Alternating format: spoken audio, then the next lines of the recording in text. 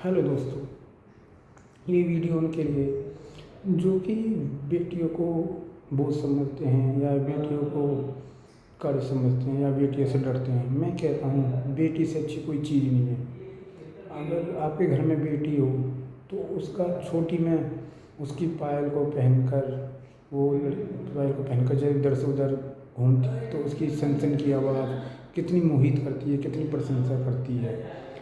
दूसरी चीज़, बेटी पापा कितनी प्यारी होती है कि पापा को देखते ही पापा पापा कहती है।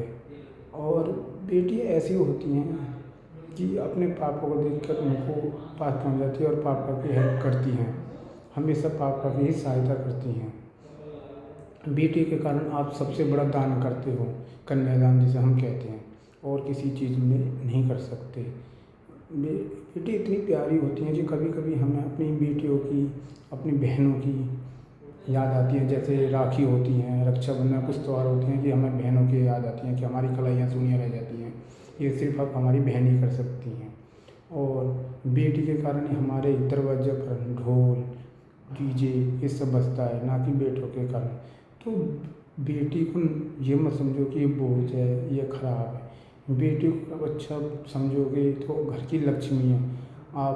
आपके घर में छोटी अभी पैदा हुई है बच्ची या छोटी 2-3 साल, तो उनको पैर छू के चलो, ऑफिस जाओ या अपना कोई बिजनेस स्टार्ट करो तो उनके पैर से आशीर्वाद से करो, तो आप हमेशा सक्सेस पाओगे, सफल रहोगे। तो बेटी ये चीज़ है।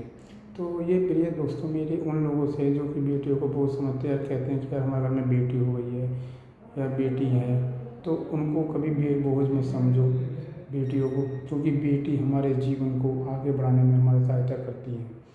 वो हमेशा माँ बाप की सहायता करती हैं, शादी के बाद भी, शादी से पहले भी। एक शादी हो जाए और उन्हें पता लग जाए कि मेरे माँ बाप की तबीयत ख़राब है या मेरे माँ बाप परेशान है, तो तुरंत अपने घर से दौड़कर वो आ जाती हैं।